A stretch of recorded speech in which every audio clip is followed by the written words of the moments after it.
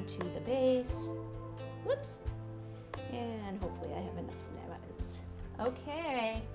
So that's pretty good. You're like, really? It's really not, but okay. If you say so. Yep, it's good enough. Okay. Good enough for a live demo. Yeah, okay. Excuse me. Next thing that we are going to do are our flowers. Okay, so to create these flowers, I actually used 2 different cutters here. They're both primrose cutters. This was a FMM primrose, and this, I don't know whose cutter that is. It's just a metal one. And I took white fondant here. Okay, and you want to roll it out. All right, so take white fondant, roll it out. Doesn't have to be real thin actually for this. Then what you do is you take one of your cutters, I'll just take this one, and then you want to use the back of a paintbrush or whatever you have around. Got a ball tool right here. Pop that in. Oh, stay in there. Stay in there. There we go.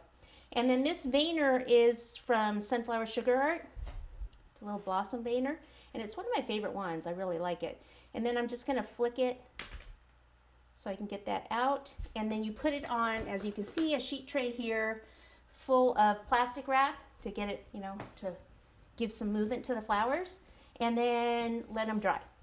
Okay, so I did those yesterday, and hopefully I have enough because it was kind of hard to guess.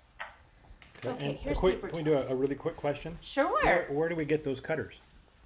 Sunflower Sugar Art has the veiner. Okay. FMM for the primrose cutter, we have that at the Cake Cottage. And the other one is just a metal primrose cutter. I don't even know where I got it, but there's plenty of them out there. I'm sure Pilar at Sunflower Sugar Art has metal cutters like that. So if we could stop on by the Cake Cottage, we can just rummage around and see what we can find. There you go. There you go. Now you're talking. Awesome. All right. Okay, next step is actually putting the flowers on. Now I thought it would be kind of fun, so we're just going to put a whole bunch down here around the base.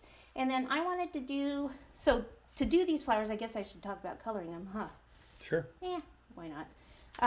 What I did is use these same colors that I talked about here before. I'm using more of the large flowers right now, the larger size, because I had 2 sizes there.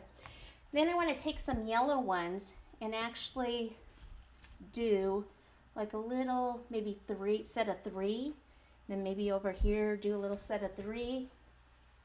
Because I thought that would be almost like, you know how they have on their shells, they have the little spots.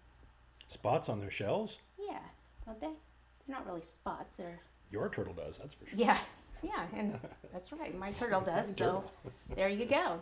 There you have it. All right, so to color these, you just take, I'll do one of the orange ones. You just take a little of the orange dust. I put it on the towel, or you can put it in the lid. And then you just want to dust around the edges. Take a little bit more, get it a little darker. So this is just a dry brush. Then I'm going to take a little bit of green, and this green is called spring green. And I just want to put a little dab in the center. And that's how I did that. Okay, then we can go ahead and fill in. So that's why I have some smaller ones and some larger ones, just to get into the different areas like this. And this is a great time for questions. Is that petal dust, luster dust, pixie dust? The green was a petal dust, and all the others are luster dust that I'm using. Yep. Okay, like that. You want to kind of keep them as close together as you can. So get my small ones in there, put those larger ones in the larger areas. Nobody's asking how many flowers. Okay, wait a minute. I have no idea. How many flowers? A lot. A bunch. Is it possible to possibly prop up the tail, you know, till it maybe dries a while or something, or maybe even put it on? Yeah. If you're traveling with this, would you put the tail on later?